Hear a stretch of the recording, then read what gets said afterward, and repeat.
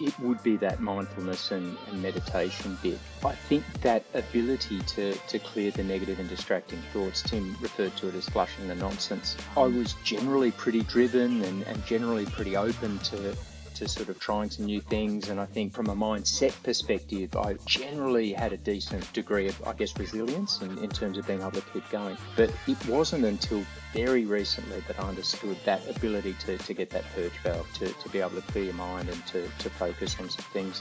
And how about yourself, Tim? What would you go back and teach yourself? If you think I'm scatterbrained now, you should have seen me before I meditated. I'm ritualistic with my meditation. I attended a course, I practice it daily. I'd do it before I went to the gym and instead of going to the gym. So I won't repeat that because it's exactly the same experience that Ben's got.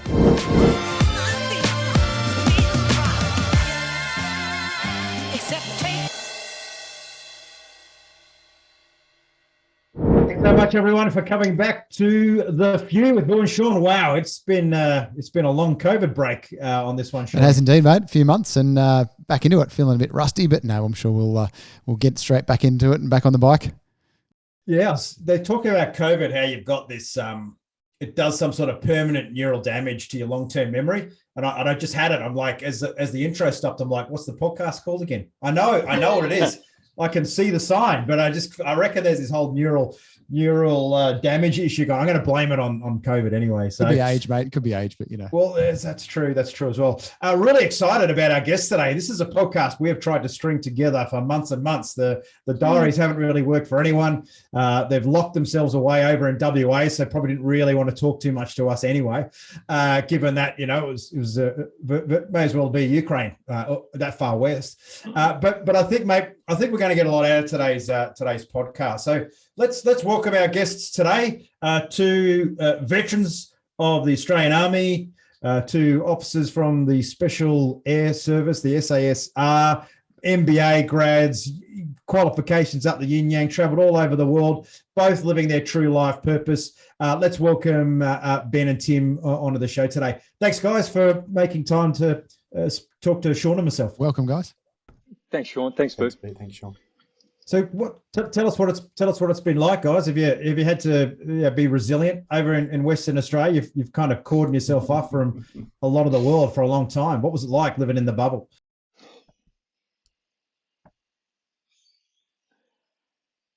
You want me to answer that first? There was a pregnant pause. Well, you're in the bubble So it's the COVID memory loss, fellas. I'm in more of a bubble. Well, I think we're just starting to experience what you Easterners have understood this whole time. Obviously, the border's opening up, our caseload's starting to spike, and mercifully it's Omicron and not Delta, I suppose. But I'm just about to finish 7 days of home isolation with a family member ill, and so yeah, it's been the first real taste of it. But I think you're right. I think we have been pretty lucky in a lot of respects. But it's not been without its impact, certainly on the sort of economy side of things and for our little business, a few requirements to change. And so, I guess when you look at these concepts of resilience as being able to maintain function through stressors, being able to bounce back, it's been not a bad sort of practical test. And I know that you guys are, I guess, have studied a bit about resilience, and I know that there's some things that you are teaching now around that. But I guess when we talk about resilience, before we dive too far into it, how do you describe it? How do you say to someone, this is what resilience actually is, so that they can go, oh, shit, do I have that or don't I? Yeah, well, the first thing you do when you're writing a book on resilience is you try and work out what is the definition, and there was plenty of literature that said it's the thing you've got to have before you enter a stress event. There was some things that said, no, it's what you get if you come through, successfully navigate a stress event. And then there was those whose research identified that it was both of those things. And we like the, sort of option 3, but the definition that we really liked was brought to us by Dr. Lise Notebaert, a psychologist and our research partner at the University of Western Australia. And she says that resilience is coming through adversity with a better than expected result. And, so it's highly applicable to all people. However, you must demonstrate resilience in the face of adversity. If you've never really confronted adversity, you're an eastern suburbs person, you've grown up with a silver spoon in your mouth, then it's unlikely that you will have true resilience, and actually a little bit of adversity could do a significant amount of damage. Conversely, if you've confronted adversity all of your life, if you're able to give context and contrast to those experiences and the sorts of little stressors that we realise every day, then you're likely to be more resilient. And our model recognises that resilience is multifactorial. There are many components to it, that it's modifiable, that we can do something to change our resilience. And importantly, it's dynamic. We can be more resilient today than we are next week. And how do you build that resilience muscle? Do you have to deliberately face adversity, or there's other ways of doing it that are not quite as painful? Well, I mean, the literature would suggest, and I certainly believe, that you actually do need to face stress. You can't build resilience in a bubble. So for all you helicopter parents out there who want to keep little Johnny... What you're about to say, helicopter pilots, mate. I was going to say, God, we're going there real early. We're going there real early. Well, mate, I'm using small words because I'm aware I'm speaking to a fighter pilot, and you are kept in a bubble. I mean, if you're not sleeping in a 5-star hotel, it's not. But those kind of things are probably not doing us any favors. That it's actually the controlled exposure to stress and the adaptation that we get from that in both a physical and a psychological sense that builds resilience. We get better at stress with controlled exposure. So yeah, unfortunately, Sean, we probably do need a bit of stress to build and to demonstrate resilience. I think, Ben, we realise this through our crisis management practice, where we run exercises, simulations and mocks for management teams all around the globe. And this stress inoculation, or introducing stress into a boardroom, we saw wildly different results from management teams that were well attuned to dealing with it and those that weren't. And so, yeah, it's kind of, can you build and inoculate against stress? Well, we think you can. Certainly before a stress event, but also the way that you frame your own mindset and your own approach coming through it and leaving that stress event behind is equally as important. Before there's resilience, I guess, guys, there's life, right? And at the Few, we talk about individuals that are living their own version of success and are a leader within their field. So at what point did some light bulb flick inside you both? And Ben, you're at the top of the Brady Bunch tree on Zoom here, so I'll start with you. At what point did you first realize that A, you needed resilience, and then B, that you were resilient? What kind of happened? What was your life experience? I like the sort of understanding of resilience not being as a binary sort of concept where you have it or you don't. And so I certainly don't look at myself and say I am resilient. But that idea of relativity Tim mentioned before, I'm more resilient than I used to be because I'm aware of some of these things and a lot of the stuff that we talk about in the book. But for me, there was a real light bulb moment when you talk about that term, people having success in their own version of success. Understanding that, we talk about it in terms of happiness, and I think there's probably correlation between those two things for the purpose of this discussion. But understanding that kind of happiness or success, it isn't the Maserati in the driveway. That's almost a proxy for it. It's overcoming something. It's sort of embracing that suck and dealing with that struggle. And so that, for me, and we talk about sort of a better word for happiness being eudaimonia, sort of a Greek word meaning flourishing, which tends to imply overcoming some kind of challenge.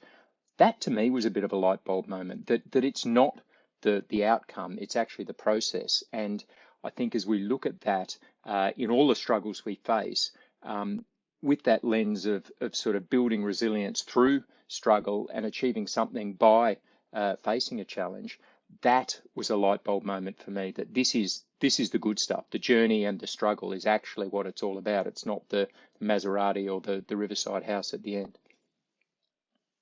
Yeah, the hollow success. I guess a question that just came to mind from that is, do you see when you guys are researching this and investigating more about resilience that somebody's ability to control their emotions or their emotional intelligence has a relationship or a correlation to their ability to be resilient as well? Yeah, absolutely. Um, there's a wonderful, wonderful quote from a guy called Viktor Frankl. Frankl was a Holocaust survivor. He wrote a fantastic book called Man's Search for Meaning. And he talks about this idea between stimulus and response, there's a space. And essentially in that space lies our power to choose and essentially lies our destiny. That, I think, is a wonderful way of encapsulating this idea that being able to recognize what your body's doing in terms of emotional reactions and particularly stress reactions, that can help, I guess, demystify what you're feeling and can help put some perspective on the kind of emotions that you feel in stressful situations. But B, being able to insert that gap, and instead of just having a knee-jerk reaction, which may be driven by our amygdala, the thing that tells us to fight or flight, doesn't make us smarter, it makes us dumber. It's good when we're facing a saber-toothed tiger, but not so good in relationships or at work or these sorts of things. Being aware of that, being able to control that to an extent, and being able to make a more rational choice, 100% is linked with better resilience outcomes. Things I want to touch on as well, guys, is obviously you're a product of the military, you're a product of the pointiest end of the military as well. And Ben, when you talked about process and journey, I think if there's an organization that has a monopoly on processes and journeys, it's the military, right? Everything has a journey, to a rank, to a qualification, a training program. It's incredibly structured that way. So Tim, I'll throw this question to you. Of the experiences that you had in the military, where do you see the biggest gap between maybe people that just didn't have that exposure to leadership or that exposure to adversity, but also the baby steps? I think the military is quite good at that. Like, it doesn't feed you too much too soon. It's learned over time that, yeah, if we overload you, you're not going to be a functional human being. What do you think are some of the lessons that we can draw out for that into day to day for people that haven't got that experience? The system is excellent, isn't it? Regardless of Army, Navy, Marine, or Air Force, I think it commissions people really well. But to steal a line from Dr. Richard Magnangard, a good friend of ours and psychiatrist, we decommission ships better than we decommission people. We put a lot of emphasis, when we consider all tenets of resilience, we put a lot of emphasis into being physically fit. We do put a little bit of emphasis through the vector of exercise into mindset, into making sure that people are determined. And a lot of that is about supporting your team as a leader and, being the best version of you that you possibly can so you can serve your team. But one of the things that, now we've been through the research, we think could be done a lot better is work on the mind layer. I mean, if the system was perfect, Boo, we wouldn't have any problems. We wouldn't have veteran suicide, Royal Commission on Veteran Suicide. We wouldn't have people that were invalided out physically or psychologically. And so there are definitely better things that can be done inside the military. I was having a conversation yesterday with someone who asked a very similar question. And I think actually when we consider things that potentially 15 years ago might have been woo-woo, like meditation, mindfulness, gratitude, that we know actually assists in building resilience or diminishing vulnerability, military leaders are thawing out on that. I think if you would have walked into Ben or my troop officers when we were troop commanders in the SAS and said, all of your patrol members should be meditating before a mission and after a mission, they should be practicing gratitude, you'd be laughed out of the troop office. But I think now we're starting to get metrics that indicates that the system isn't wonderful. Not to say it's broken, because there are things that are done very well, but there are definitely deficits. And if we could point a finger to one layer of the resilience shield, it'd be mind. And not so much mindset, but meditation and mindfulness practices to make sure that we can flush the nonsense from our head. So you've had absolutely cognitive overload through this particular mission. How do you decompress it? Because the one thing we know is that this brain between our ears is 200,000 years old, and we are taking on more information at a load of about 5% year on year, but we don't have any purge valves. So you're quite limited in what you can do. A key purge valve is the use of meditation and mindfulness techniques, just to allow a release of all the superfluous nonsense that accumulates in your brain. And that, is probably just one little aspect that we think is absolutely transferable, that leaders should embrace, that everyone, regardless of the nature of service, in fact, regardless of industry or sector, should apply in their own lives. It's an often neglected part of resilience. Tim, I love that reference at the end there. A lot of our listeners are also in small business, and I focus on working with small business owners. And a big part of that is that mindfulness. It's about, making sure that we're not too much in our heads. We're actually in our body as well. We're actually being aware of our state. As you said before, Ben, the whole, you could have, the trigger react or trigger pause respond. And that's a choice we can start to consciously make. And I think that we've brought a lot of that into, as we say, we grow business owners through the vehicle of business.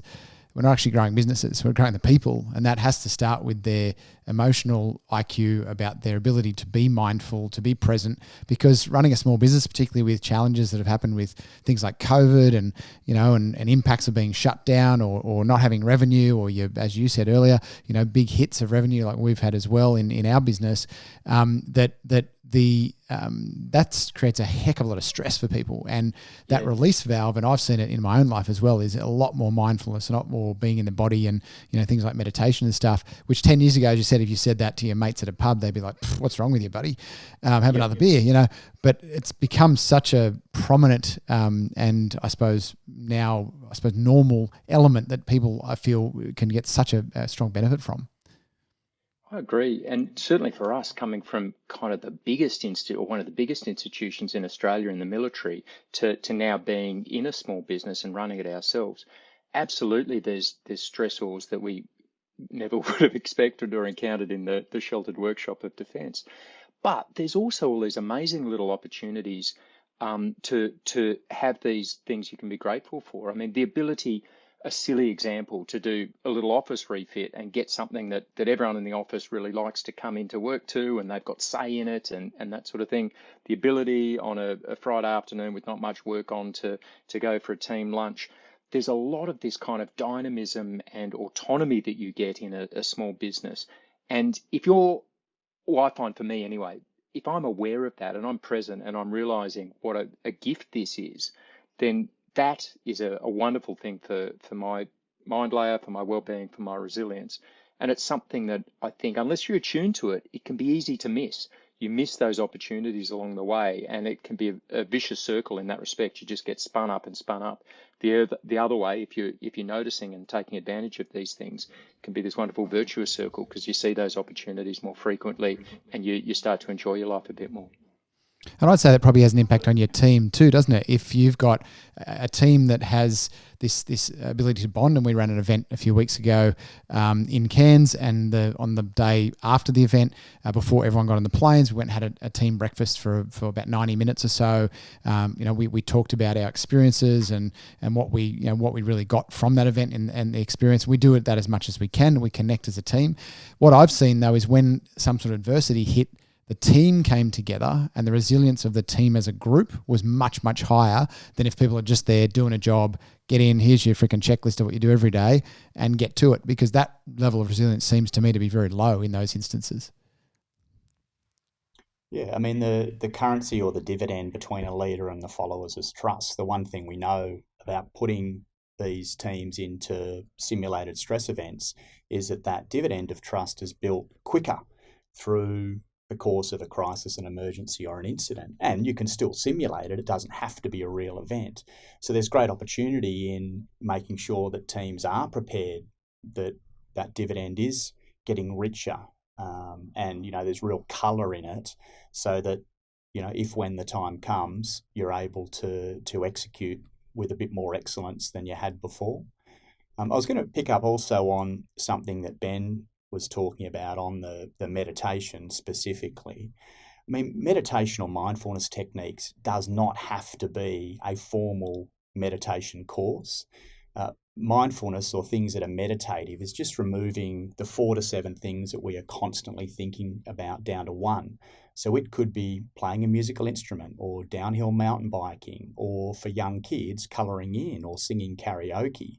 If you're doing any of those things, it's quite difficult to be worried about your American Express bill or your mortgage or illness in the family. And so there are vectors or even Trojan horses that we can incorporate to absolutely start to bring our attention down to the one thing or the none thing to create that purge. And coming back to the topic of leaders, Boo, leaders need to create an environment where it's psychologically safe to do that, to practice gratitude, to transfer it inside a team environment where there's space for people to go and decompress through a mindfulness activity or doing some meditation. I think that's going to become incredibly important, and nearly in this environment, the COVID environment, and, decentralized workforces, embracing work from anywhere, where leaders are a bit more remote from their staff. Our need as leaders to connect deeply into those staff that aren't inside the office every day of the week is becoming more important. But conversely, what staff are doing for themselves is becoming incredibly important as well. It's an interesting conversation, I think, when you have with resilience. And I had a personal experience with excessive resilience. I think, like I left the Air Force. I was medically discharged, hopped on a plane, landed in Kabul, and I'd never really been on the ground in that sort of environment before, right? So for me, starting a business there and then being used to pottering around in the Hyundai, trying to keep a low profile, and everyone looking in the window and not being very happy to see you, over a period of 2 years of that environment and commuting between there and home, I became too resilient, as it were. I think there's a gray area there. I think we can celebrate resilience, but at the same time, if we become too resilient, it's like we lose a piece of ourselves as well. Like you can become so tough and so impenetrable. And I was talking to a coaching client this morning, and he was talking about how he's very loyal and dutiful, and he runs an enormous multi-million-dollar business. And he's a stand-up leader. He's resilient, but he's just says, I just wonder, what is the point? What is the point of it all? This is what I think is a really important thing from, and what we think is quite unique and powerful about the model we've produced. I'd argue by our definition, neither yourself nor that business leader were actually resilient, because Tim mentioned before, we see resilience as a multifactorial thing. And so it's easy to think of things like the mindset and even the physical characteristics, and there's certainly components, but there's also massive elements of social sort of connectivity that are really important for our global resilience. And so it's not just about being tough and sort of, batting off the world as it comes to you. It's about having this connectedness where you can actually be vulnerable. The idea of being vulnerable, paradoxically, is actually really important to resilience, to have those human relationships where you can have that connection, you can let your guard down, you don't have to be on it at all times. And so I'd argue the examples you've said before, probably good examples of domain-specific resilience, so showing resilience against, operating in a war zone or the thrust and parry of a really high-pressure business environment. But over the long term, they're probably actually showing some deficits in areas of our resilience shield, and in particular things like the social connections and things like some of that mindfulness and the ability to just be at peace and to be calm. So it's probably a semantic term, difference in terms of definitions of resilience. But yeah, we think it is multifactorial, and that it does require good human connections and a bit of downtime where you can reflect on your thoughts and be vulnerable. That's interesting because, I always had a philosophy, because again, in the Air Force, you had guys you fly with that were really, really good pilots, but they're dickheads and assholes to be around. And then there were ones that were great and they were excellent. And it instilled in me this philosophy of, I always wanted to try and be good and successful, but be a decent human, because I felt like if you're an asshole and you're good, it's actually pretty easy to do. So when we look at that, right, and the environments you guys would have been forged in before I don't think when we went through military, we were looking at expanding minds too much in terms of the environment that we operated in. It was more that domain-specific resilience. But somewhere in your journeys, guys, there was something must have happened where, for me, it was, divorce and life just got hard and I just said, look, I'm going to spend 1 year. I'm going to go to a psychologist every fortnight and just unpack everything. Just go take advantage of this moment. I'm going to lean into it. I've got no idea where it's going to go, and it was the best thing that ever happened, right? But did you guys have that? When did you start to say, hey, resilience is more than being tough? what happened, or what was it about Yeah. life that got you to that conclusion?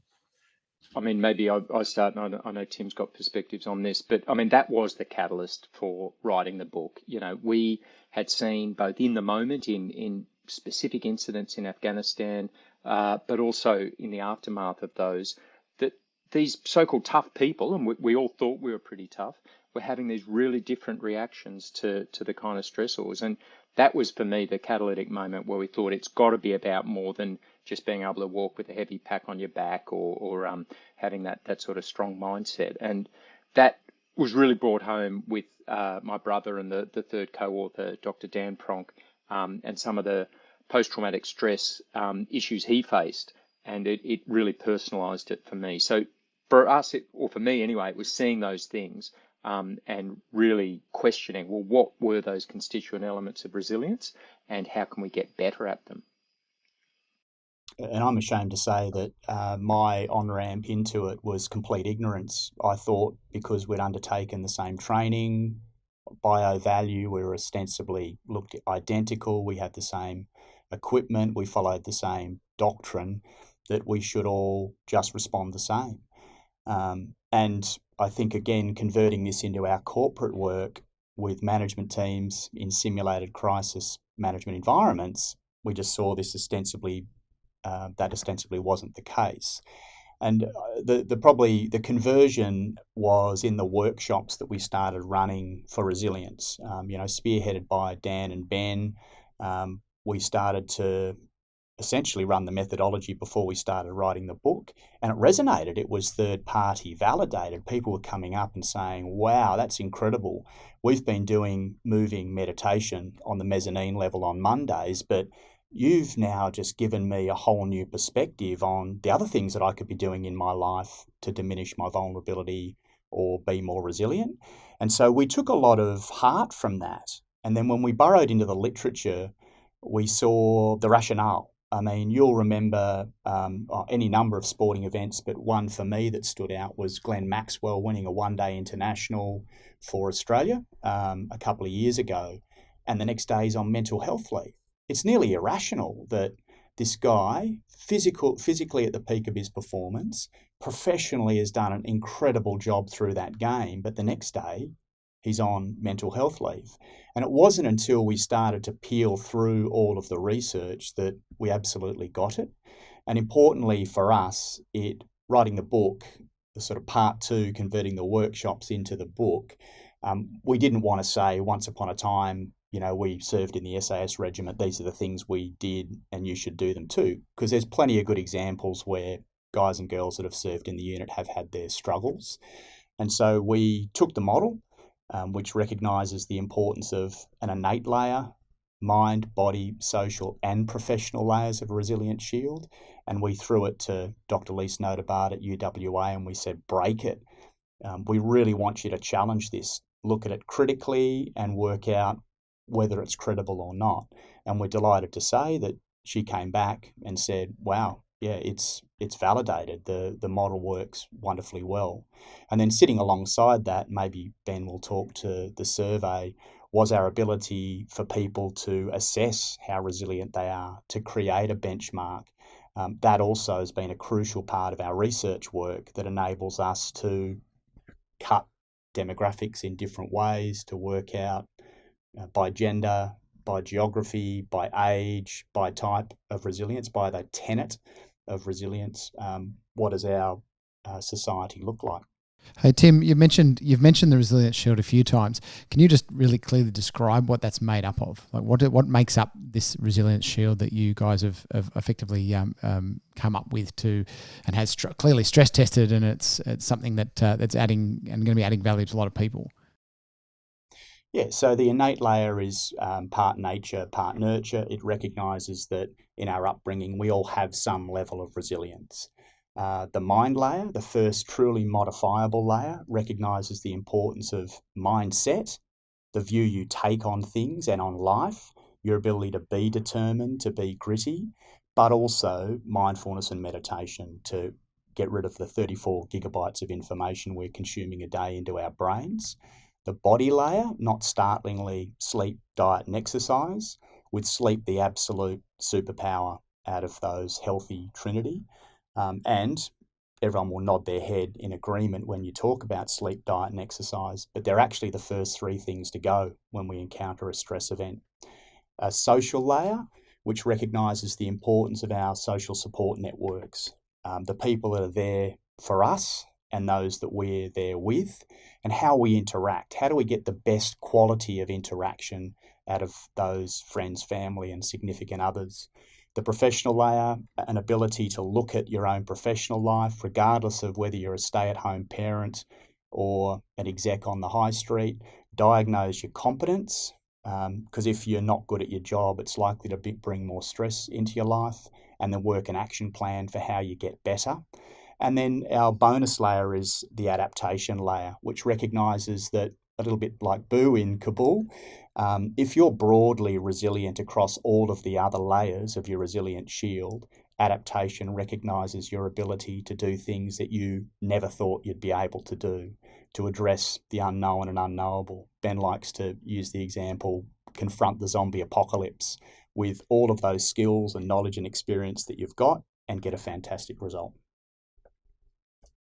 Yeah, I think that's sort of a philosophy. It's not till you climb without a rope you really know how well and how far you can climb. And I think we're trained more and more now in a cotton wool world to not do that, to be very careful before we leap. And yeah, what is it? I think it's that movie WALL-E where everyone just wanders around on floating chairs and they all weigh about 200 pounds, right? It's like, bring me a cocktail.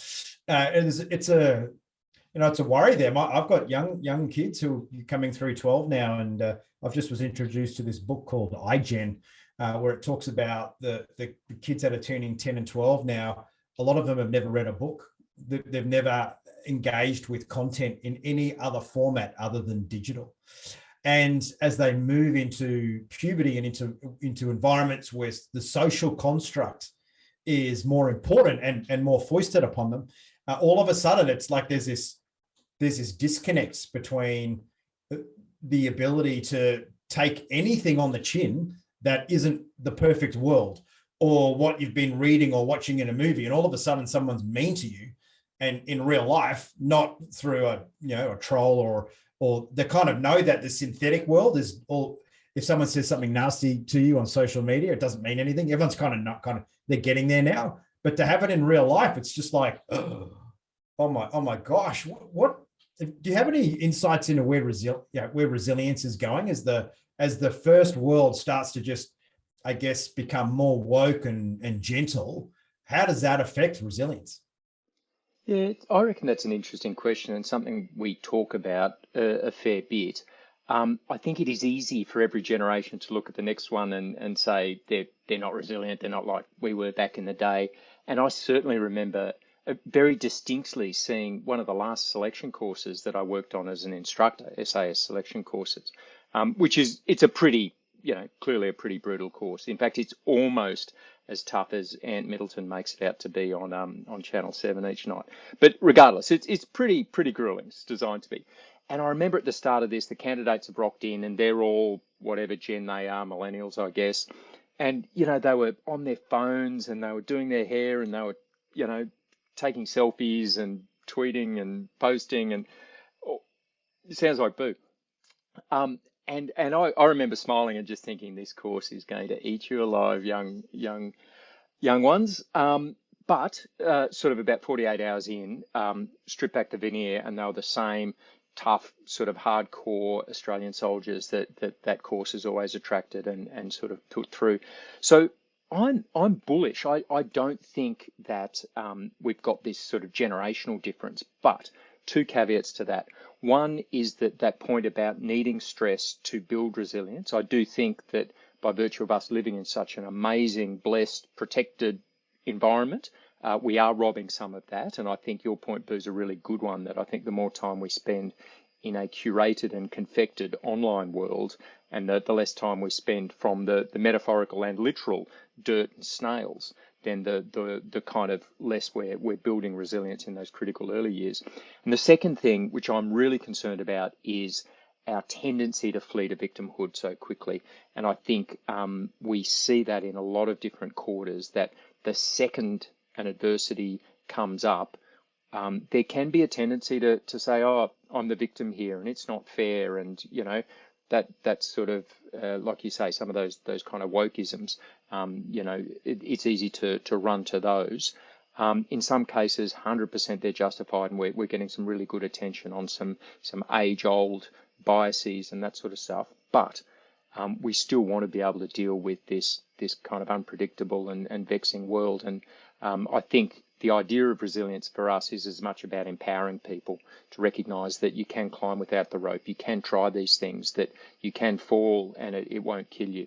And in fact, will ultimately help you develop if you process it the right way. So I think there is an element of that we're at risk of losing because we live in such a nice, safe, clean, cushioned society. And that's you think about when you grew up, right? You fell off your bike, you scraped your knees. You're always, the house was full of band-aids, and there was always something that you had. Yeah, exactly. Or the special cream, the magic cream that you put that on. But I reckon there's a whole bunch of Gen Y and millennials in places like Kiev and Mariupol at the moment who are really demonstrating that same sort of, keep calm and carry on, that kind of stoic attitude that we saw come out in the Blitz, and that I think it's intrinsic to human nature, and I think we just need to rediscover it.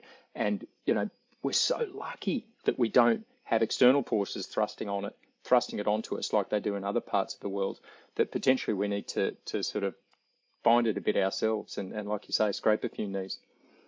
How could parents, that have got kids similar ages, 13 and 10, how could those of us listening to this podcast with kids, what sort of things would you suggest would help to give them some more opportunity to be a bit more resilient and experience a few of those controlled stresses to help them in their later life? It's probably the question we've been getting the most of, and we ran a workshop on Friday night specifically concluding on the things you can do by age bracket. But probably in the macro sense, there's a really important aspect that parents need to understand, and that's this dynamic scale called locus of control, Julian Rotter's model, which recognises that we're not at any one point on that scale. We move from either having an external locus of control, where it is always someone else's fault. I didn't get the job because my boss doesn't like me. I didn't go well in the test because they didn't teach us that in class, to having an internal locus of control where, sure, I didn't get the promotion, but what can I learn from that to make me more competitive the next time around? And nudging your kids towards that internal locus of control is really important. I've got 3 kids. My first 2 absolutely are up towards that end of the scale, the internal locus of control. And then I've got 1, it's always someone else's fault. It's, the teacher didn't teach it, or that person had it out for me. It's not fair, Dad. They don't have great contrast or perspective on the problem. And the way I'm doing it is asking her, okay, sure, you didn't pass the test and you say that your teacher didn't teach you, but what can you learn from the experience? And then as they repeat out the lessons learned, I'm hoping it's coding in their brain what they need to do next time. Oh, we need to go deeper into the textbooks, Dad. I need to ask some more questions before the test, Dad. And just hopefully I'm going to increment that up. And I say that, we wrote this in a 100,000 word book. We kind of know it, but it doesn't automatically mean that it gets practiced in your household.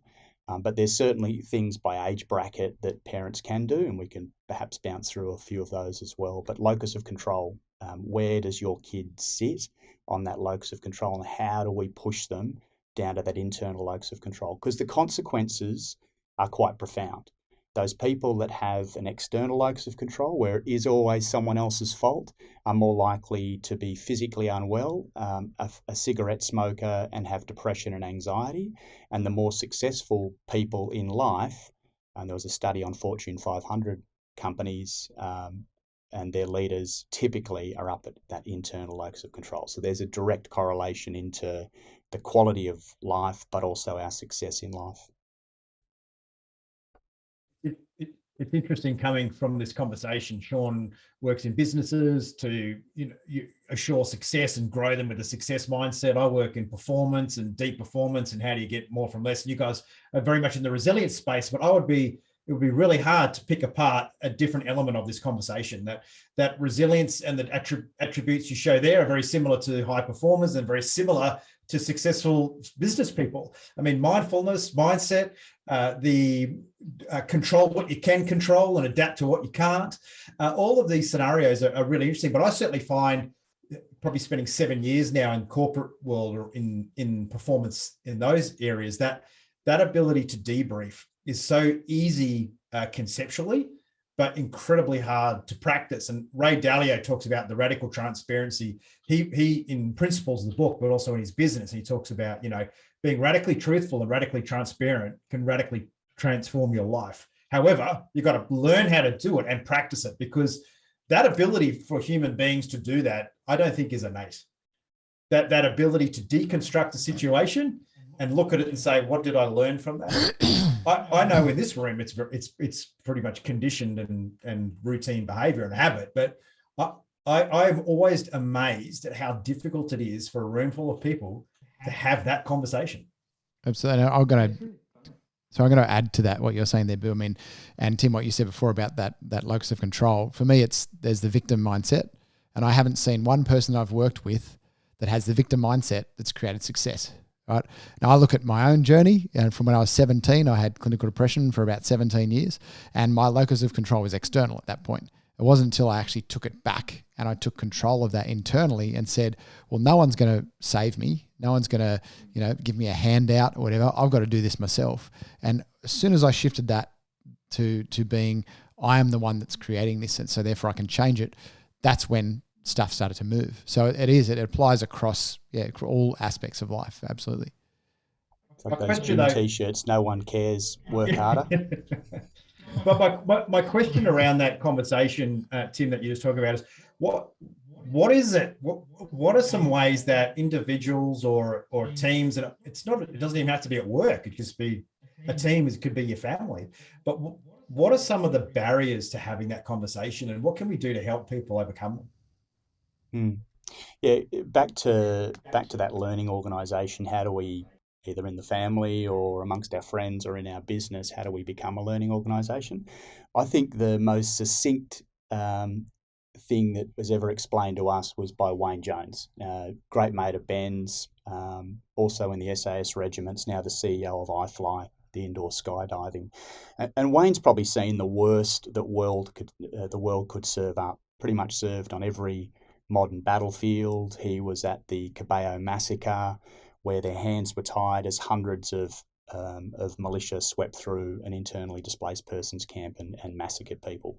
And Wayne talks about the importance of debriefing to, quote, close the loop.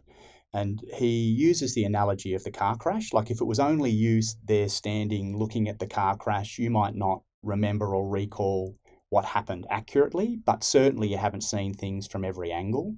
And we asked him the question specific to the Cabello massacre, and he said that the important thing was standing there with a cup of tea when things had quietened down and being able to have that dialogue. Why were we so powerless? Should we have done something else? Could we have done something else? And he's really embraced that through his professional career, through the SAS regiment and into iFly, on just making sure that the loop can be closed. Psychologically, that's incredibly valuable. It overcomes that maladaptive rumination. Oh, maybe I should have fired a machine gun at them, but if I did that, how would that happen? And so, yeah, incredibly important. We kind of break the things down into two. The first one is debriefing, like really informal, frequent, and it should be part of ritual and routine. And the second is that after-action review, more formal, ideally using an independent facilitator, specific to an event or a project or a task of significance. But both of those things ultimately have the same purpose. It's about closing the information loop. What are the things that went really well that we should celebrate and sustain? What are the things that didn't go so well that we should document and broadcast widely? And there's a wonderful example, the 3M Post-it note. The 3M Post-it note was a happy accident. A scientist trying to make a really strong adhesive failed, documented it, sent it across to his colleagues that I was trying to make this strong adhesive and I actually made a really weak adhesive. A couple of years later, one of those colleagues standing in church bookmark kept falling out of the Bible, and he thought, geez, wouldn't it be great if I had a note with a really weak adhesive?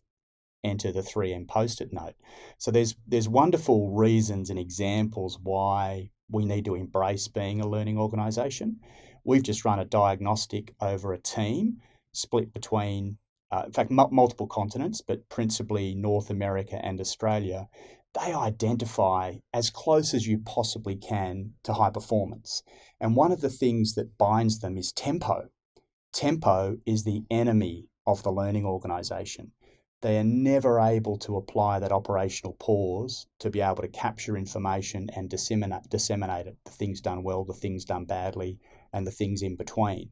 And if they're not able to do it, they're probably not setting themselves up well for future success. They're not able to capture those little moments and make sure that they're coded into the DNA of their whole workforce so they don't repeat mistakes. Repeating mistakes is not only inefficient, but it's ineffective. So even the businesses that are incredibly high performance often don't do this so well because they can't carve out the time, and that needs leadership, in order to reflect either in short periods or in deeper periods to learn the lessons of the thing that they've just been through. Tim, I can attest to that in seeing I'm the odd one out here, obviously the only one not having been in the Defence Force of any kind, but being in business and seeing and learning from Boo a number of years ago the concept of the debrief and debriefing something to, as you said, now I haven't heard it put in that language, it's closing the information loop. And we do that now and have done for many years in my different businesses. And I can actually see how valuable that is because we also teach that to our members, is by it allows us to be very dynamic, very nimble, look at things that aren't working, address them quickly. It doesn't require a lot of time. It's not like people have got to take a day or two out every week or something to focus on this stuff. It can be very short, sharp. We'll jump on a quick Zoom, 3 of us on the team. Hey, look, this worked really well, but this didn't. How do we fix this for next time to stop that from happening again? Okay, let's take this action. Great, implement the action, move forward. And so that cycle of, as we say, one of our core values is we have a culture of continuous improvement. It's about always making something a little bit better. What can we make? What's something we can make 1%, 2%, 3% better today? And we always talk to close the loop with the person that's related to that element of the business, and it's very, very powerful. And I can say that I've seen a huge change in my own business and many of our clients' businesses by using that same philosophy. But Ben, I got a question for you. Obviously, with your studies around this, your life experience and everything, I'll probably ask you to this as well, Tim, afterwards. But if there's something that you could take away from your lessons now and go back and teach a younger version of yourself about being resilient and thriving in your life going forward, what would you go back and teach to yourself? It would be that mindfulness and meditation bit. I think that ability to clear the negative and distracting thoughts, Tim referred to it as flushing the nonsense. I think I was generally pretty driven and generally pretty open to sort of trying some new things. And I think from a mindset perspective, I generally had a decent sort of a degree of, I guess, resilience in terms of being able to keep going. But it wasn't until very recently that I understood that ability to get that purge valve, to be able to clear your mind and to focus on some things. And I would love to go back in time and introduce a younger Ben Pronk to meditation. I do wonder, however, that old parable, when the student is ready, the teacher appears. I wonder how receptive I would have been to it. And I think this is something we're trying to combat, that there is probably a bit of stigma in a lot of quarters of Australian society, and I'd offer probably more so amongst males, against these ideas. And so, the rider that I'd say is that I'd go back and I wouldn't be preaching it as kind of meditation in the sort of hippie incense flowing robe sense. I'd be preaching it as strength training for your brain, which is exactly what I've come to think of it as. It's like doing reps in the gym for your cognitive muscle. And I think that kind of vehicle would have been a bit stickier for a younger version of myself. And how about yourself, Tim? What would you go back and teach yourself? If you think I'm scatterbrained now, you should have seen me before I meditated. I'm ritualistic with my meditation. I attended a course. I'd practice it daily. I'd do it before I went to the gym. and instead of going to the gym. And so I won't repeat that because it's exactly the same experience that Ben's got. The other thing I'd say is in this world where social media is really important, where we've got all these followers and we're constantly seeking likes, why is it that 20% of Americans are diagnosed as being lonely? That importance of social support systems. And if I can tell a little story about my footy club, I went back to playing footy a few years ago, 150 people at Wembley Vets Footy Club down the road, this AFL Masters Club. And I've realised in the last 5 years that it's got nothing to do with the football. It's got nothing to do with the game. It's just got everything to do with those 150 people and smaller components inside the 150 being there for each other. And yeah, it's been incredible to watch as principally guys go through periods in their life where they've got challenges, physical and psychological, and the way that footy club rallies around them. And sure, every second weekend they go and chase a ball around the oval, but it's certainly not the most important part of being a member in the club. And that transferability, I think, doesn't matter whether you're in the CrossFit gym or you're volunteering. Where is the shared and common purpose with people that you care for and they care for you? Because my fear is that with our obsession with social media, we're focusing time in these virtual worlds and not really enough time in the real world where ultimately it's going to matter. And that's getting worse. I mean, you look at the metaverse now and Second Life, and people truly are creating a second identity and second version of themselves. I mean, it's pretty.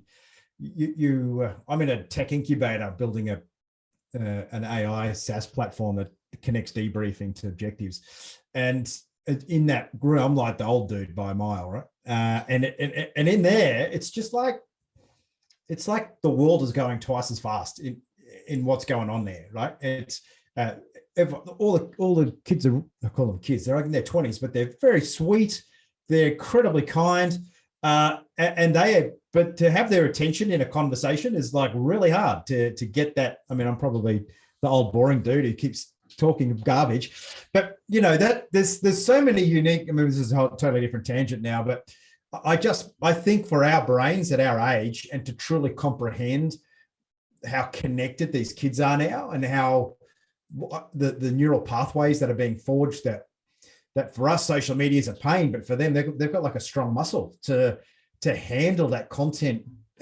capture and distribution, not to be healthy. So I think it's going to be, as would say, 200,000-year-old brain, going through this incredible rapid evolution. It's going to keep you guys busy for a long time. I think we're going to see some very interesting results in our society when it comes to resilience the next generation or so. Well, hopefully make us redundant. I mean, wouldn't that be wonderful if we didn't need doctors and therapists and counsellors and psychologists because we're just able to better look after ourselves and our friends? I mean, I think to your point, it's not likely, but yeah, we pray for a world where our communities are a little bit more resilient, getting better results for our kids and our grandparents and us in between.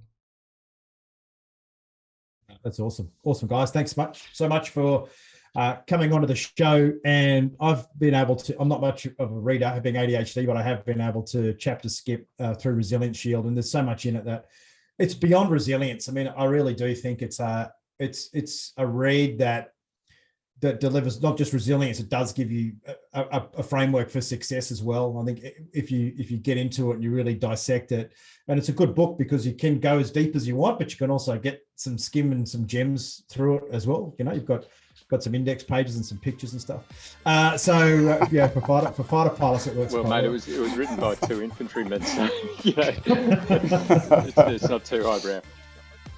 No, but the choice is yours to go deep or to take some real great gold nuggets and pearls from there. So thanks for sharing some of those insights, and make sure you Google Resilience Shield.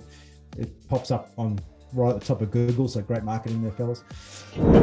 And that wraps up another episode of The Few. Thank you to our partners, Afterburner, for team building, development and alignment. We understand now how important it is to have the right people around you. Get them on board with where you want to go. Momentum Media, the largest industry publisher in the country, connecting your business to the Australian community. ICMI, Australia's premier speaker bureau, representing the few that do fulfill their life's purpose. And finally, Sean's Inner Circle, the business coaching organisation for small and medium enterprises looking to make that next step. Thanks again for listening in and downloading today. Please leave a review on whatever platform you are currently listening to this podcast, and reach out to our partners who can help you make the transition to the few. Really appreciate having you on the show. Yeah, thanks for coming on the show, guys. Appreciate it. Cheers, Sean. Thanks, Sean. Thanks.